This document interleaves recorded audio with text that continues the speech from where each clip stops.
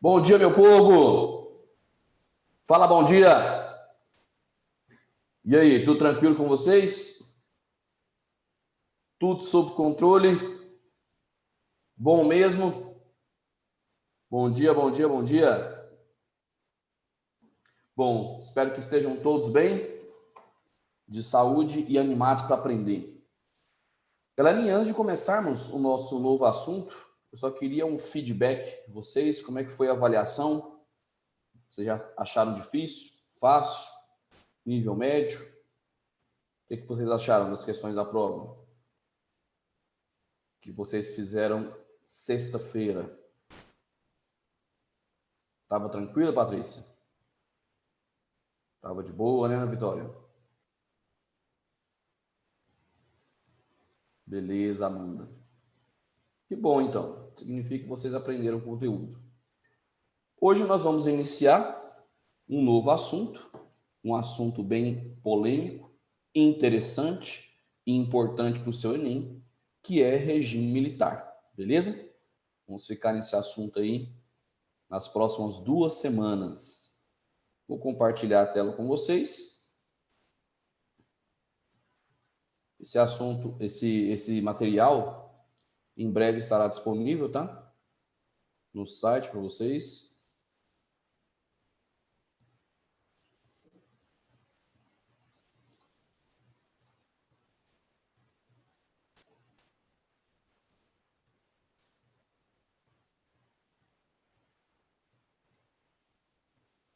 Prontinho.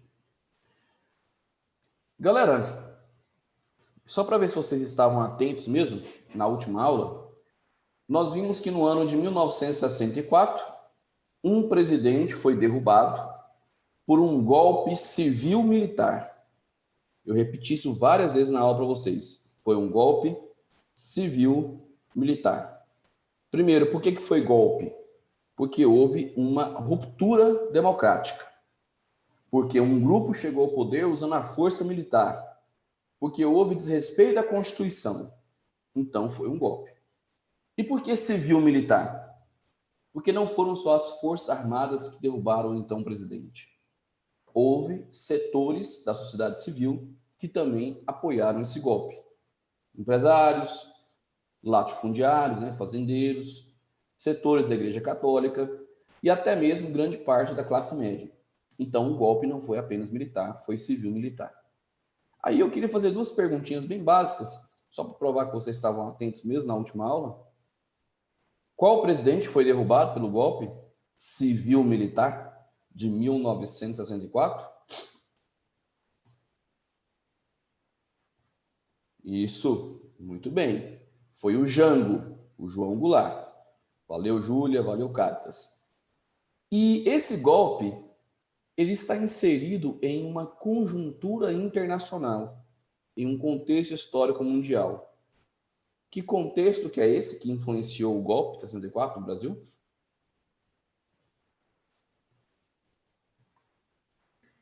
Muito bem, Duarte. Valeu, parceiro. Isso mesmo. A Guerra Fria. Lembrando que esse golpe teve apoio dos Estados Unidos, justamente dentro daquela lógica. O golpe foi dado para evitar qualquer possibilidade do Brasil passar para o lado socialista. O João Goulart era acusado de ser um político comunista, embora nunca tenha sido. Havia o receio de que o Brasil virasse, entre aspas, uma nova Cuba. Lembrando que lá em Cuba houve uma revolução que evoluiu para o socialismo, né, comandado por Fidel Castro e Che Guevara.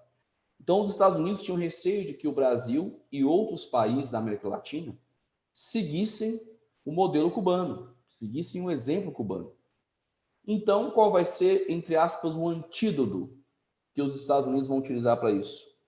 Apoiar ditaduras militares de direita para evitar qualquer possibilidade de surgirem novas Cubas, de surgirem novos países socialistas na América Latina. Por isso que o golpe de 64 no Brasil está totalmente inserido no contexto histórico da Guerra Fria, porque era uma maneira dos Estados Unidos garantirem zona de influência, garantir que o Brasil continuasse do lado capitalista nesse conflito. Beleza? Todo mundo entendeu isso, gente? Dá um joinha aí, por favor. essa pequena introdução? Dá um joinha se você conseguiu entender. Ótimo. Bacana. Eu não estou vendo a minha assistente na aula. Cadê a Karen? Faltou hoje? Não está aparecendo o nome dela aqui para mim. Vou cortar o ponto dela. Bom, prosseguindo então. Outra coisa importante que nós temos que analisar dentro do assunto regime militar é esse aqui, ó. Dentro das Forças Armadas, havia duas tendências políticas básicas. Engana-se você ao pensar que todos os militares eles tinham a mesma visão política. Não. Havia discordâncias dentro das Forças Armadas. E essas discordâncias, elas se resumiram na formação desses dois grupos políticos. O grupo dos castelistas, também chamados de Sorbonne, e o grupo da linha dura. Esse primeiro grupo, os castelistas, tem esse nome porque o seu principal representante era o general Castelo Branco, que inclusive vai ser o primeiro presidente da ditadura militar brasileira. Mas por que eles também eram chamados de Sorbonne? Porque muitos dos seus membros, eles tinham estudado, ou pelo menos tinham influência, da Universidade Sorbonne, Universidade Europeia, sua sede é lá em Paris. Mas pode chamá-los apenas de castelistas, era o nome mais famoso, tá? E esse grupo era o grupo mais moderado dos militares. Por que mais moderado? Primeiro porque eles pensavam que a ditadura tinha que ser uma coisa provisória. Os castelistas defendiam a ideia de que os militares tinham que tomar o poder, livrar o Brasil da suposta ameaça comunista e depois devolver o poder aos civis. Então, repito, para os castelistas, a ditadura tinha que ser uma coisa provisória, certo? Eles tinham que tomar o poder, livrar o Brasil da suposta ameaça comunista e depois devolver o poder aos civis, beleza? Outra característica dos castelistas é que eles eram menos violentos. Muitos dos seus membros, por exemplo, eram contra a tortura e contra a morte de prisioneiros políticos. Então, por isso, era o grupo mais moderado dos militares. Agora, esse outro aqui, acho que o nome já sugere, né? O grupo da linha dura. Só pelo nome já dá para você deduzir que era o grupo mais extremista dos militares. Esse grupo, primeiro, da linha dura, afirmava que a ditadura tinha que ser uma coisa permanente, definitiva. Ou seja, que os militares tinham que assumir o poder e não sair mais, certo? Para eles, os militares tinham que ficar de maneira permanente no poder. Segundo, que o grupo da linha dura, como o nome já sugere, era um grupo mais violento. Eram militares que pregavam a tortura, a prisão e até a morte dos prisioneiros políticos. Repito, o grupo da linha dura era mais extremista, pregava que o regime militar tinha que ser uma coisa permanente, que os militares tinham que assumir o poder em definitivo, e eles pregavam também uma violência extrema contra os opositores do regime, inclusive tortura e morte dos prisioneiros políticos. Beleza? Todo mundo conseguiu entender, gente, a diferença entre castelistas e linha dura? Dá um joinha para mim aí, por favor, se você conseguiu sacar. Que os castelistas eram mais moderados e a linha dura era mais extremista. Conversa comigo, terceiro ano. Tá tranquilo? Beleza, massa. Prosseguindo então. E aí eu coloquei aqui uma caricatura mostrando os 5 generais que ocuparam a presidência da República durante o regime militar. Os 5 generais do poder. Antes de falar de cada um deles, eu já comento sobre uma coisa importante. Em outras ditaduras latino-americanas, por exemplo, no Chile, que acabou de passar por um processo de formação de uma nova Constituição, né? Eles promulgaram a nova Constituição no Chile recentemente, justamente para eliminar os resquícios da ditadura que ainda havia no país, os resquícios legais. Lá no Chile, nós tivemos um general que ocupou o poder do começo ao fim da ditadura, que foi o general Augusto Pinochet, sanguinário Pinochet. Aqui no Brasil, foram 5 generais que ocuparam a presidência ao longo de 21 anos. A ditadura, como nós vimos, ela durou de 64 até 85. Deixa eu voltar aqui, ó. Tá aqui, ó. Ao longo de 21 anos, nós tivemos 5 generais que ocuparam a presidência. Por que será que eles fizeram esse revezamento do poder entre eles? Alguém tem alguma sugestão para isso? Alguém se arrisca? Por que que os generais se revezaram no poder? Ótimo, João. Vou só substituir uma palavra.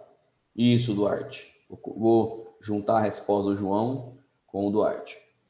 Gente, porque eles queriam transparecer a imagem de que não era uma ditadura, que o Brasil ainda vivia uma democracia. Entendeu? Olha, tem democracia, tem revezamento no poder. Sai um presidente e entra outro. Então eles queriam passar a ideia, passar a imagem de que o Brasil ainda não, aliás, que o Brasil não vivia uma ditadura, que o Brasil ainda tinha uma democracia. Certo? O primeiro presidente militar da ditadura vai ser esse aqui, ó, com a cabeça achatada, sentado na cadeirinha, Humberto de Alencar Castelo Branco, mais conhecido apenas como Castelo Branco. Tem até uma avenida em Goiânia com o seu nome. Pelo nome já dá para deduzir, né? Castelo Branco era um castelista. Ele era um militar mais moderado. Esse segundo aqui, com óculos gigante, que está à nossa esquerda, vai ser o general Arthur Costa e Silva, mais conhecido apenas como presidente Costa e Silva. Ele já era da linha dura. Assim como esse terceiro aqui, que parece o Frankenstein, né? Esse aqui é o general Emílio Garrastazu Médici. Pode chamá-lo apenas de presidente Médici. Ele também era da linha dura. O quarto, esse com o pescoço enrugado aqui, parecendo o MIB, Homem de Preto, Ernesto Geisel. Geisel já era da ala castelista, da ala mais moderada. E o último, esse que está parecendo um pinguim aqui, o general João Batista Figueiredo. O presidente Figueiredo também era da ala castelista, da ala mais moderada dos militares.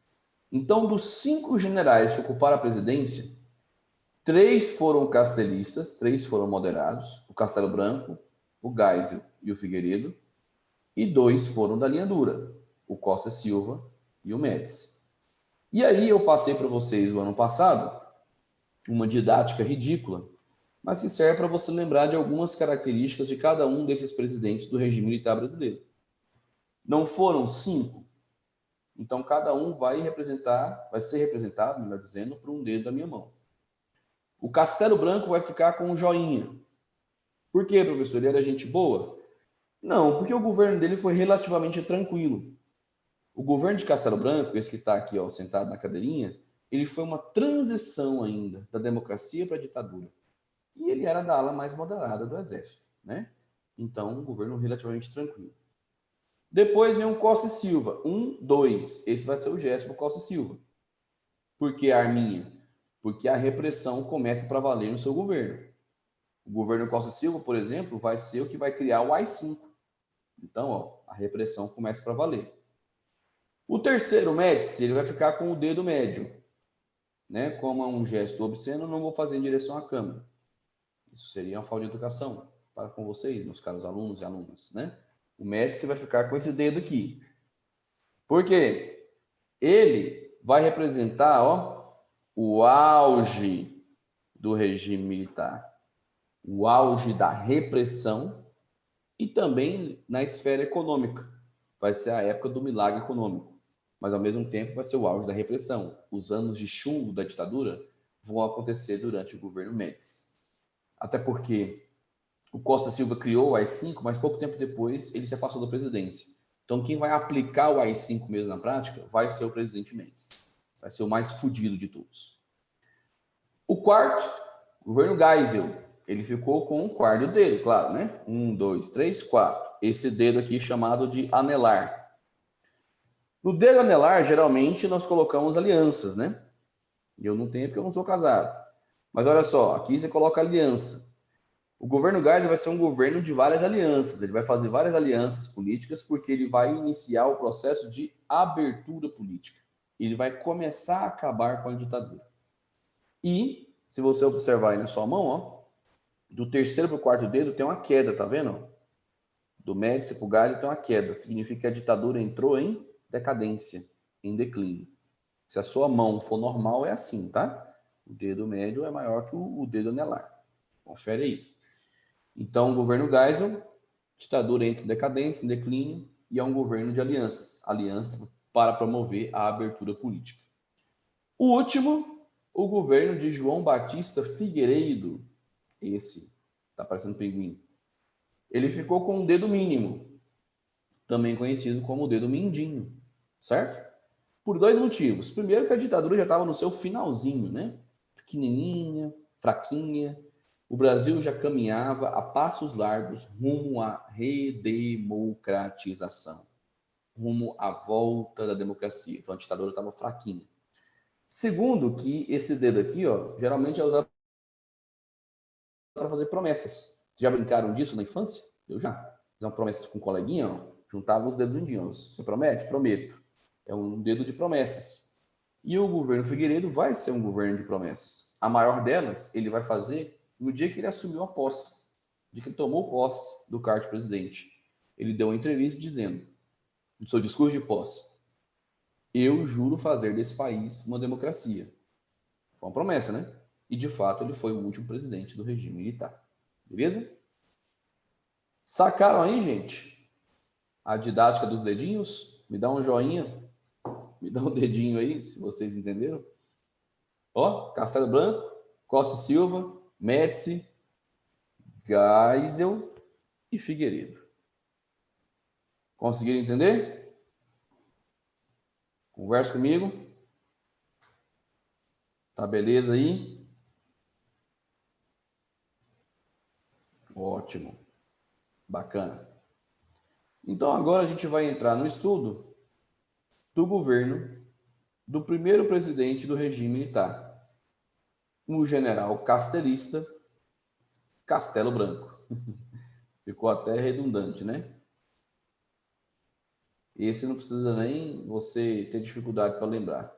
Castelo Branco era um castelista. Tá aqui a fotinha dele. Ele vai assumir o poder em 64 e vai governar até 67. Professor, por que só 3 anos? Porque o seu mandato era provisório. Inclusive, havia esperança de Castelo Branco permitisse eleições para presidente em 65. Mas não, ele vai estender o seu mandato até 67, até a aprovação de uma nova Constituição para o Brasil. Beleza? Castelo Branco era considerado um grande intelectual do Exército, era um dos líderes da Escola Superior de Guerra e era, repito, pela 10ª vez, um militar considerado mais moderado. Na visão dele, a ditadura tinha que ser uma coisa provisória. Os militares tinham que tomar o poder, livrar o Brasil da ameaça comunista e depois devolver o poder para os civis. Bom, eu coloquei uma frasezinha ou uma expressão para simbolizar o mandato de cada um dos presidentes militares, tá? No caso do Castelo Branco, está aqui a frase: liberdade sem democracia. Por quê? Algumas liberdades ainda foram mantidas no Brasil, porém não havia mais democracia durante o seu governo, certo? Castelo Branco, ele vai dar início à tal doutrina de segurança nacional. Essa doutrina, ela tinha um lema bem simples. Sabe qual era o lema? A segurança é a base para o desenvolvimento. Esse era o lema da doutrina de segurança nacional. Vou repetir. A segurança é a base para o desenvolvimento, certo? E na visão dos militares, o Brasil nessa época sofria uma ameaça à sua segurança. Pergunto, quero participação, hein? Era uma ameaça externa ou interna que o Brasil estava sofrendo na visão dos militares? Me fala aí. Ótimo. Muito bem, era uma ameaça interna, né? Porque não podia ser externa, nenhum país queria invadir o Brasil. Era uma ameaça interna. E essa ameaça interna era representada por quem? Começa com C. Quem que representava essa ameaça interna na visão dos militares? Muito bem, exatamente. Os comunistas. Os comunistas. Parabéns, obrigado pela participação. Então era preciso livrar o Brasil dos comunistas. Porque, repito o lema da doutrina de segurança nacional: a segurança é a base para o desenvolvimento. O Brasil precisava ter segurança para poder crescer economicamente. E, na visão dos militares, o que ameaçava a segurança do Brasil eram os comunistas. Outra coisa que o Castelo Branco vai lançar, o Plano de Ação Econômica do Governo. A sigla PAEG, Plano de Ação Econômica do Governo. O objetivo está aqui, a busca pela estabilidade monetária, que é a estabilidade da moeda, controlar a inflação, e a retomada do crescimento da economia. Dá uma olhadinha aqui, nas estratégias, nas medidas adotadas pelo PAEG. O Plano de Ação Econômica do Governo, repito, que queria estabilizar a moeda, controlar a inflação e retomar o crescimento da economia. Primeiro, houve aumento de impostos, e foi um aumento considerável. Isso vai aumentar a arrecadação do governo, claro, né? Segundo, cortes nos gastos públicos. Cortes quer dizer que vai haver redução. Redução nos gastos do governo. Isso vai afetar serviços públicos, como saúde, educação, etc. E também uma política de arroxo salarial. Essa palavra aqui, arroxo, ela te lembra o quê? Aperto, né? Igual quando você vai dançar o arroxo, você dança coladinho ali no seu par. É o aperto. Significa, então, que vai haver uma redução de salários, principalmente, do povo, das profissões mais simples. Galera, vou fazer uma pergunta bem fácil agora. Essas medidas vão agradar a população, o povo em geral? O povo vai gostar disso? Sim ou não? Quando vocês votam aí, vou repetir, o governo aumentou os impostos, e aumentou com gosto, hein? Reduziu os gastos públicos em vários setores, inclusive saúde e educação, e promoveu uma política de arroxo salarial, de redução dos salários. Vocês acham que o governo vai gostar? A Patrícia falou que não. Vocês concordam com ela? Claro que o povo não vai gostar, né, gente? Claro que o povo não vai gostar, mas mesmo assim, o Castelo Branco conseguiu implementar essas medidas. Como é que ele teve força política para isso? Simples.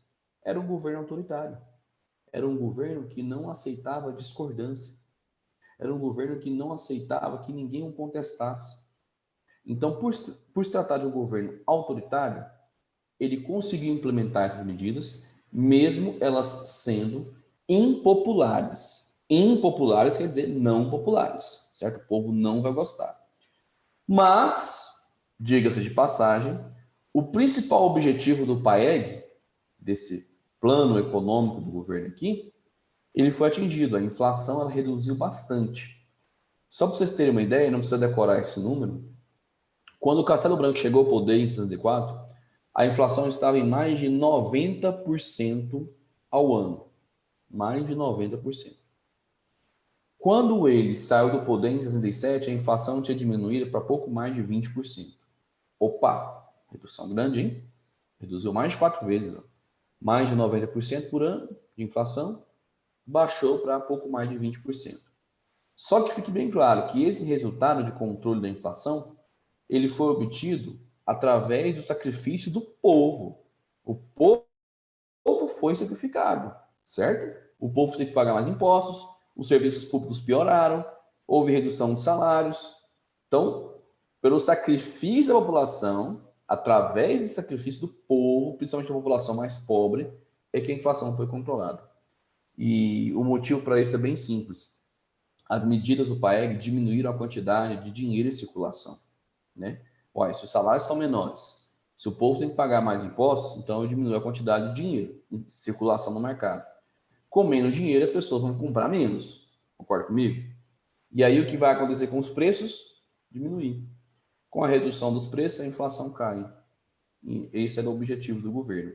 Mas eu repito, pela 10ª vez, essa redução da inflação que o governo Castelo Branco conseguiu, ele só obteve através do sacrifício mesmo da população, sobretudo mais humilde. Para a gente terminar esse slide de observação, ver também a criação do FGTS. Para não falar que a minha aula é tendenciosa, né? Que eu estou aqui para fazer discurso político, que eu sou esquerdista e não sei o quê. Quando tiver alguma coisa positiva dentro dos governos militares, eu vou apontar, vou ressaltar. Tudo bem que foram poucas, mas quando tiver eu vou ressaltar. E no caso do governo Castelo Branco, teve a criação de uma coisa interessante para os trabalhadores, que foi o FGTS. Essa sigla aqui é muito citada nos jornais, nos noticiários, inclusive agora, por conta da pandemia, de novo, né, os trabalhadores puderam sacar FGTS, o saque emergencial do FGTS. Eu queria saber se alguém sabe o significado dessa sigla. Pode falar pelo microfone ou pelo chat. Alguém sabe o que é FGTS? É Fundo de Garantia do Trabalho. Eu só não sei o S. Do trabalhador ou do trabalho. Acertou metade, tirou meio ponto, Patrícia. Obrigado pela participação. Patrícia falou que é fundo de garantia, tá certo. O T é tempo e o S, serviço. Obrigado, Patrícia. Fundo de garantia por tempo de serviço. Repito o significado, o FGTS. A Isabela Catrin já tinha falado aqui. Desculpa, Isabela, não tinha visto, tá? A Patrícia começou e a Catrin terminou, né? Fundo de garantia por tempo de serviço. O João falou que eu sou professor doutrinador. Galera, eu agora vou fazer uma crítica ao nosso modelo educacional. Hoje eu estou inspirado. Deixa eu só digitar aqui o significado de FGTS. Fundo de Garantia por Tempo de Serviço. Tá aí, ó. A sigla completa. Fundo de Garantia por Tempo de Serviço. Foi criado aqui no governo Castelo Branco. E o que é o FGTS? Eu fico assim espantado que muitos alunos não saibam, e a culpa não é de vocês, a culpa é do nosso modelo escolar. No ensino médio, a gente estuda coisas como classificar cadeias carbônicas, né? A gente estuda povos da Mesopotâmia, a gente estuda ciclo de reprodução da samambaia, nós estudamos polinômios, coisas que você nunca vai usar na vida, velho.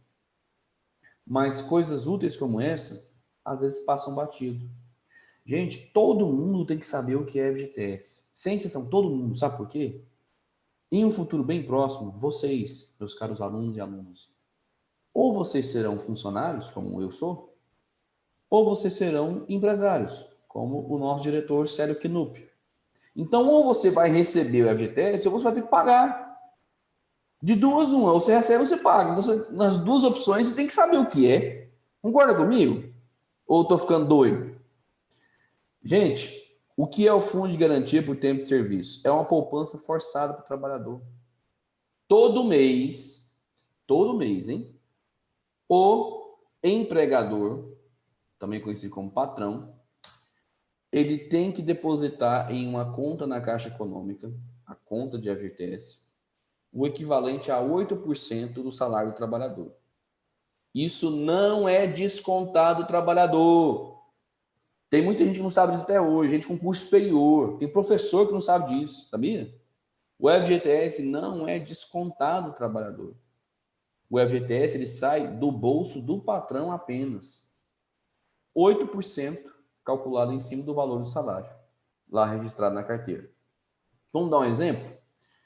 Se o cara ganhar R$ 1.000 por mês, todo mês o seu patrão tem que depositar R$ 80 na conta de FGTS. Todo mês, R$ 80, R$ 80. Certo? Se ele ganhar 10 mil, o FGTS dele vai ser maior, né? Vai ser R$ 800 por mês. Certo? Acertei as contas aí? Acertei, Patrícia? Foi de cabeça, você pirou? Ainda fala que o professor de história não sabe fazer conta, né? Lago eu, Vitor Hugo, mas eu acho que tá certo. E eu, assim, eu sei para que serve, eu só não sabia o significado de TS. Ah, tá. Não, tranquilo. Parabéns, então. É tipo 18 meses para receber. Você tem que trabalhar por 18 meses, não é? Vou falar os detalhes agora. E os valores, os valores redondos que eu citei, 1.000 ou 10 mil, foram aleatórios, assim, né? Não foi para facilitar a minha conta, não. Mas, enfim. Aí é feita essa poupança forçada, né? Fica lá na Caixa Econômica. Em que situações o trabalhador pode ter acesso a esse dinheiro? Tem várias situações. Uma, quando ele for adquirir a sua casa própria. Quando eu fui comprar o meu apartamento, eu usei o dinheiro que estava no meu FGTS. Eu usei, tá? Eu tinha um montante guardado lá, há mais de 10 anos, inclusive. Então, você pode usar o FGTS se for comprar a sua casa própria, certo? Segundo, em caso de doença grave, doença terminal, por exemplo, um câncer, o trabalhador adquire um câncer, ele pode sacar o FGTS para puxar o seu tratamento, certo? Terceiro, quando ele é demitido sem justa causa. Foi demitido sem justa causa, ele pode ir lá sacar o FGTS. Tudo que tiver lá. E quarto, quando ele se aposentar. Tem trabalhadores que ficam a vida inteira sem sacar, deixa acumulando, né? A vida inteira, e aí lá, quando ele aposenta, ele pega aquela poupança todinha. Certo? Alguém com o microfone ligado aí, quem é? Tem alguém com o microfone ligado, deixa eu ver aqui quem que é. Com música ligada ainda, meu Deus. É você, Patrícia? Não, é o Matheus. Ô, Matheus. Não. Matheus Fabiano, desliga o microfone aí.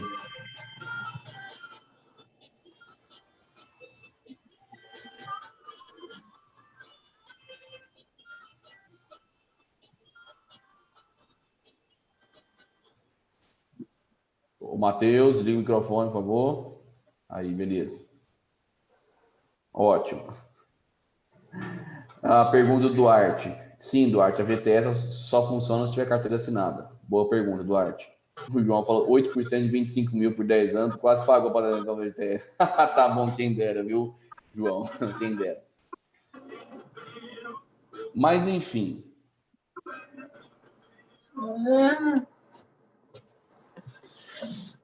Gente, desliga esse microfone aí, pelo amor de Deus.